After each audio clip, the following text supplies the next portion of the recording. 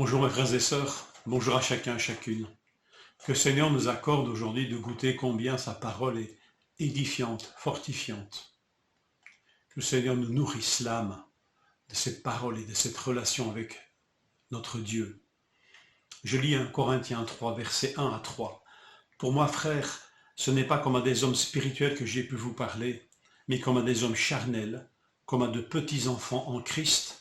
Je vous ai donné du lait et non de la nourriture solide, car vous ne pouviez pas la supporter et vous ne le pouvez pas, même à présent, parce que vous êtes encore charnels. En effet, puisqu'il y a parmi vous de la jalousie et de la dispute, de la discorde, n'êtes-vous pas charnels et ne marchez-vous pas d'une manière toute humaine. Alors si Jésus nous dit que si nous ne redevenons pas comme des petits enfants, nous ne pourrons entrer dans le royaume de Dieu, ne nous méprenons pas sur ce texte. Parce qu'il y a d'autres endroits dans l'Écriture où il nous est demandé de quitter ce stade d'enfance, ou plutôt de ne pas nous comporter comme des enfants, de ne pas adopter un comportement enfantin. Un adulte qui fait l'enfant est une anomalie interpellante. Et nous sommes dans un tel cas de figure ici, dans ce passage de l'Écriture. Si l'enfance en Christ est un stade obligé de la croissance du disciple, c'est parce qu'en fait, un disciple, c'est quelqu'un qui est d'abord un homme ou une femme né de Dieu, né d'en haut, né de l'Esprit. Et donc, il va passer par des stades de croissance jusqu'au stade d'adulte, d'homme fait ou de femme faite. Plus qu'un langage imagé ou métaphorique, je pense que c'est un langage spirituel, donc qui pointe vers des réalités. Donc il y a une vraie croissance de la foi chez l'homme et la femme qui est né de Dieu. Donc ce n'est pas un langage simplement imagé. Et pour croître, il faut une nourriture adaptée. Pour le nouveau-né ou le tout petit, c'est le lait. Et c'est une bonne chose. Nous voyons positivement d'ailleurs cet état dans 1 Pierre 2,2.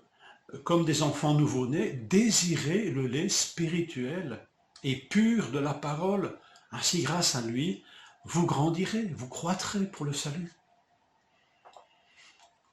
Alors, du lait, nourriture adaptée pour l'enfant et le tout petit, nous passerons à la nourriture solide, comme le dit le texte, qui est la nourriture adaptée de l'adulte, même de l'ado, dans la foi. Si donc un adulte, dans la foi, en est au stade de devoir prendre du lait, il y a dysfonctionnement. Bien sûr, un tel adulte ne prend peut-être pas conscience qu'il en est au lait et qu'il ne peut se contenter que de lait. Et ici, on a en fait un cas d'école dans les Corinthiens. C'est que loin de se prendre pour des petits-enfants et ce que cela a d'anormal, ils se considèrent comme des adultes. Et parce qu'ils sont animés de cet esprit de parti, parce qu'ils sont en train de décerner déjà des bulletins aux serviteurs de Dieu, du haut de leur toute suffisance, ces hommes ne se rendent pas compte, ces hommes et ces femmes ne se rendent pas compte qu'en fait, ils sont encore des enfants. Ce sont des enfants jouant à l'adulte. Et des adultes qui devraient être des adultes et qui ne se prennent pas conscience qu'ils ont un comportement enfantin. Il leur faudra un regard extérieur, et c'est ce regard extérieur que l'apôtre, par l'Esprit de Dieu, leur apporte. Qu'est-ce qui atteste qu'ils ne sont que des enfants dans la foi? Même s'ils connaissent des choses spirituellement, même s'ils connaissent des passages bibliques, même s'ils sont déjà tellement grands qu'ils peuvent avoir cet esprit de parti, qu'est-ce qui leur apporte cette révélation qu'ils ne sont que des enfants? Eh bien, c'est leur esprit de division, de jalousie, de dispute, qui atteste qu'ils ne sont que des enfants et incapables de prendre une nourriture solide. Être animé et se complaire dans cet état d'esprit, de dispute, de division, et prendre ça pour de la maturité, c'est vraiment bloquer la croissance de notre foi. C'est vraiment bloquer la capacité que Dieu nous donne de comprendre sa parole et de l'écouter lui. Voyez-vous le danger? Alors, si nous sommes, nous, conscients que quelque part, nous sommes animés de cet esprit de dispute, de division, que spontanément nous voyons en nous beaucoup d'agressivité, beaucoup de... Voilà, on est tout le temps fâché, on est tout le temps en pétard, je ne sais pas. Il y a là peut-être nécessité de s'arrêter.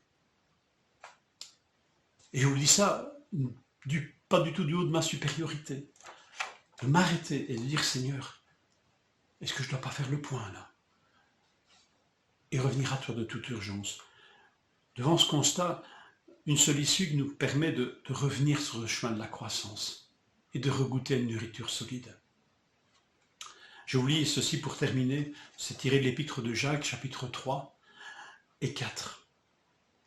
Et je vous laisserai cela, avant de prendre congé de vous pour cette journée, en vous demandant, méditez ce texte et remettons-nous chacun et chacune devant Dieu. Jacques 3,14, mais si vous avez dans votre cœur un zèle amer et un esprit de dispute, ne vous glorifiez pas et ne mentez pas contre la vérité.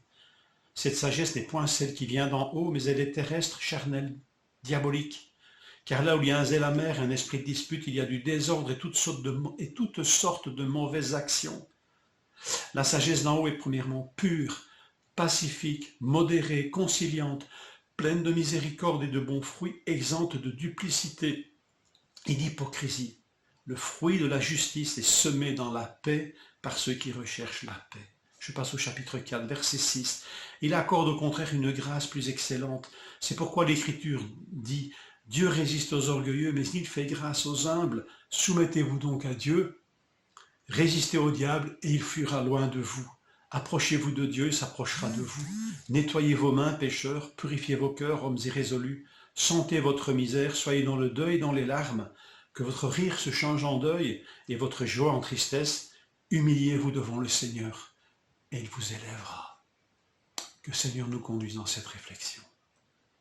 Bonne journée.